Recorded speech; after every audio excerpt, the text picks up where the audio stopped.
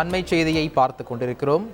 ஒடிசாவில் நடைபெற்ற பாஜக எம்எல்ஏக்கள் கூட்டத்தில் ஒடிசாவின் முதலமைச்சராக மோகன் மாஜி தேர்வு செய்யப்பட்டிருக்கிறார். அண்மை செய்தியாக பார்த்துக் கொண்டிருக்கிறோம். இது பற்றிய விவரங்களை வழங்குவதற்காக செய்தியாளர் ரமேஷ் இணைந்திருக்கிறார். ரமேஷ் வணக்கம். இது பற்றிய முழு விவரங்கள்.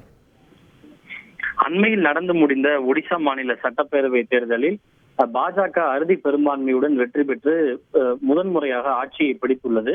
கடந்த 24 ஆண்டுகளாக ஒடிசா முதல்வராக இருந்த நவீன் பட்நாயக்கின் பிஜு ஜனதா தளத்தை வீழ்த்தி பாஜக அங்கு முதன்முறையாக தனது ஆட்சியை கைப்பற்றியுள்ளது. தேர்தல் முடிவுகள் வெளியாகி கிட்டத்தட்ட 9 நாட்கள் ஆகியுள்ள போதிலும் இதுவரை முதல்வர் தேர்வு செய்யப்படாமல் இருந்தது. ஜூன் 10ஆம் தேதி முதல்வராக பதவியேற்பார்கள் என்று சொல்லப்பட்ட நிலையில் மத்திய அமைச்சரவை பதவியேற்பு உள்ளிட்ட காரணங்களால் ஜூன் 12ஆம் தேதிக்கு தள்ளி போனது. இந்த நிலையில்தான் ஒடிசா மாநிலத்தின் புதிய பாஜக முதல்வராக மோகன் மாஞ்சி தேர்வு செய்யப்பட்டிருக்கிறார். ஒடிசா மாநில தலைநகர் புவனேஸ்வரில் நடைபெற்ற ஒடிசா மாநில பாஜக எம்எல்ஏக்கள் கூட்டத்தில் மோகன் மாஜி ஏகமனதாக சட்டமன்ற குழு தலைவராக தேர்வு செய்யப்பட்டிருக்கிறார். இதன் மூலம் அவர் அடுத்த முதல்வராவது உறுதியாக இருக்கின்றது. பாஜக மேலிடத்தின் சார்பில் பார்வையாளர்களாக மத்திய அமைச்சர்கள் ராஜ்நாத் சிங் மற்றும் பூபேந்திர யாதவ் ஆகியோர் நியமிக்கப்பட்டிருந்தனர்.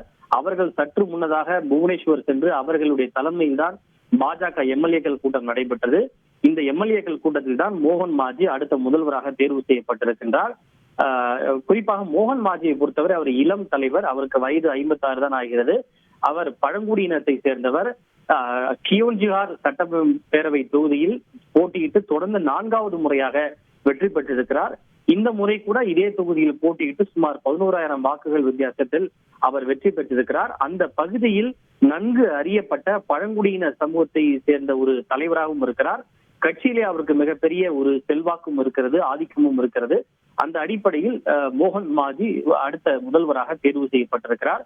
ஏற்கனவே பிரதமர் மோடி தேர்தல் பிரச்சாரங்களின் போது பலமுறை சொன்னார், அடுத்து ஒடிசாவை ஆட்சி செய்ய போவது ஒடிசா மண்ணில் பிறந்த மண்ணின் மைந்தரான ஒடியா மொழியை பேசக்கூடிய ஒருவர் தான் இந்த மண்ணினுடைய முதல்வராக இருப்பார் என்று தொடர்ச்சியாக பிரதமர் மோடி பேசி வந்தார். அந்த அடிப்படையில் பழங்குடி இனத்தை சேர்ந்த ஒருவர் அங்கு ஒடிசாவில் முதல்வராக பதவியேற்க இருக்கிறார். விவரங்களை வழங்கியதற்கு நன்றி ரமேஷ். செய்திகளை உடனுக்குடன் தெரிந்து கொள்ள உடனே சப்ஸ்கிரைப் பண்ணுங்க.